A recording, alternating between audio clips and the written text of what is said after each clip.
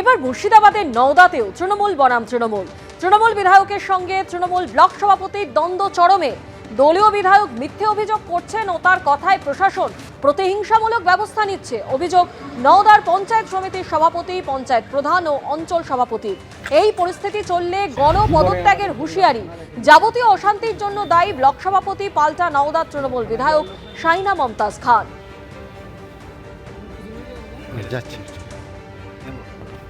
আপনাকে কি ফাঁসানো হলো?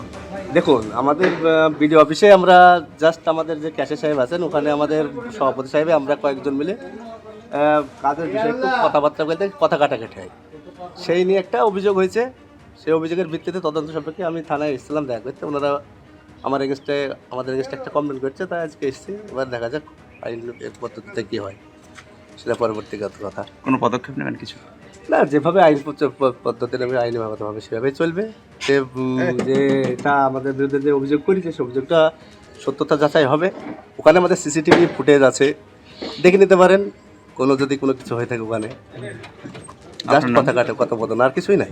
আমি আমার সভাপতিকে চার্জ করেছি যে আপনার যা কিছু বক্তব্য বিডিও সাহেবকে বলা উচিত ছিল, ক্যাশিয়ারকে আপনার ফোন করা ঠিক হয়নি।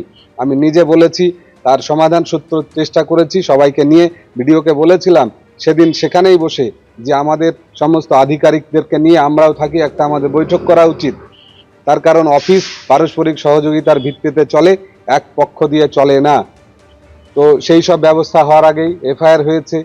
আমাদের কর্মাধ্যক্ষ দোষ করেছে, তার নামে অভিযোগ আছে, তাকে পুলিশ অ্যারেস্ট করেছে। এই নিয়ে আমার নতুন করে বলবার কিছু নেই। এটা আইনি পদক্ষেপ, আইনের পথ ধরে চলবে, তাই এটাই আমি বিশ্বাস করি। ওরা চক্রান্ত করে ওরাই তো করছে, আমি তো কিছু জানি না, আমি তো ছিলামই না। আমি তো চক্রান্ত করে ওরাই তো করছে। ও তো রাত দিন আমাকে মারতে চাই, আমার ছেলেকে তো মারলো, তারপরে পাল্টা জবাব দিচ্ছে নাকি। আমি এসব করি না, আমরা ওসব গুন্ডা রাজনীতি করি না, আমার রাজনীতি আলাদা, কখনো করি না। আর আমি সব জানি না, এর মধ্যে থাকি না। আমি ও ব্লকে গিয়ে ওর ভয়ে ব্লকে যেতে পারি না, ওর ভয়ে পঞ্চায়েতে যেতে পারি না। আমার ব্লক সভাপতিকে আমি মানি না এবং কখনোই তাকে আমি মানিনি। প্রথম থেকে চুরি করে ব্লক সভাপতি হয়েছে। আমি যখন ছিলাম না, আমি যখন করোনার সঙ্গে লড়াই করি তখন ব্লক সভাপতি চুপ করে ওর মামা করে দিয়েছিল ওকে, ওর নিজের প্যাডে। তারপর থেকে আবার দলীয়ভাবে হয়েছে, কিন্তু আমি এখনো মানি না তাকে। সর্ষের মধ্যে সবসময় ভূত থাকে। বিরোধী শূন্য টিটাগড় পুরসভায় দলের কাউন্সিলর ও চেয়ারম্যানের দ্বন্দ্ব প্রকাশ্যে চলে আসা নিয়ে এমনই মন্তব্য করলেন তৃণমূল বিধায়ক রাজ চক্রবর্তী। হুঁশিয়ারি দিলেন দলের কাউন্সিলরদের একাংশকে। আর এই নিয়ে তৃণমূলকে কটাক্ষ করতে ছাড়েনি বিজেপি। সর্ষের মধ্যে ভূত সবসময় থাকে, সেটাকে খুঁজে বের করতে হয়, সেটাকে তাড়াতে হয়, ঝাড়ফুঁক করে তাড়াতে হয়। বিরোধী শূন্য টিটাগড় পুরসভা, 23 আসনের সবকটি তৃণমূলের দখলে। কোনো বিরোধী দলে কাউন্সিলর নেই, কিন্তু অভিযোগ সম্প্রতি পুর বোর্ডের বৈঠকে একটি বিল পাশকে ঘিরে তুমুল হট্টগোল বাঁধে নিজেদের মধ্যে। তৃণমূল নেতা এবং পুরপ্রধান কমলেশ সাউয়ের বিরুদ্ধে সরব হন টিটাগড়ের তৃণমূল কাউন্সিলরদের কয়েকজন। আর এই ঘটনা ঘিরে শাসক দলের ভিতরে দ্বন্দ্ব যখন সামনে চলে এসেছে, তখন টিটাগড় পুরসভার চেয়ারম্যান কমলেশ সাউয়ের পাশে দাঁড়িয়ে তৃণমূল কাউন্সিলরদের একাংশকে হুঁশিয়ারি দিয়েছেন ব্যারাকপুরের তৃণমূল বিধায়ক রাজ চক্রবর্তী।